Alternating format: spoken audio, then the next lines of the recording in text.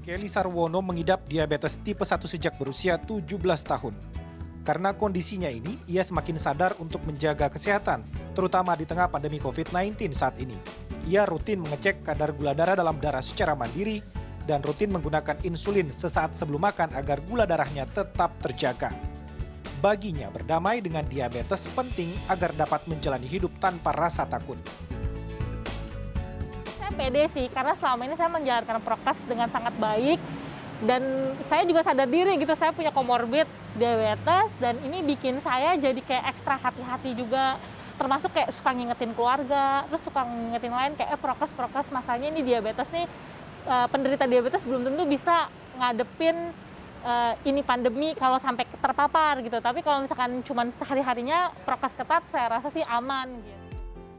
Menurut data Perkumpulan Endokrinologi Indonesia atau Perkeni, jumlah penderita diabetes di Indonesia meningkat dari 10,8 juta orang pada 2020 menjadi 12 juta orang per Juli 2021. Bahkan komorbid diabetes menyumbang sekitar 30 hingga 40% kematian pada mereka yang terpapar COVID-19.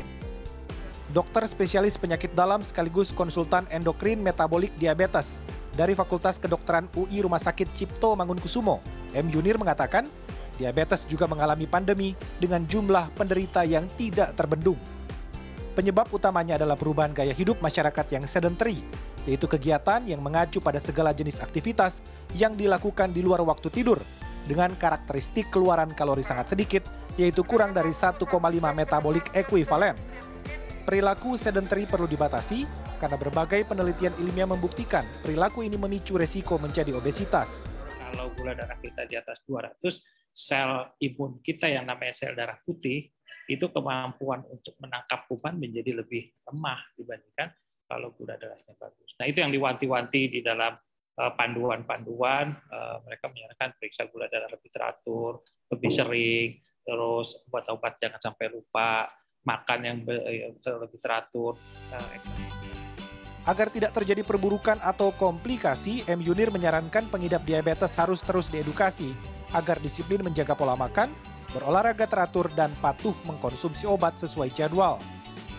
Pengidap diabetes juga didorong agar bisa mandiri dalam mengatur gaya hidup, termasuk mematuhi protokol kesehatan selama pandemi. Keluarga atau pasangan dari mereka yang mengidap diabetes diharapkan dapat memonitor semua aktivitas pasien, khususnya pola makan dan jadwal minum obat. Bila dibutuhkan, bisa melakukan konsultasi ke dokter untuk mendapatkan penjelasan lebih lanjut. Arman Helmi, Arief Tidiawan, Jakarta.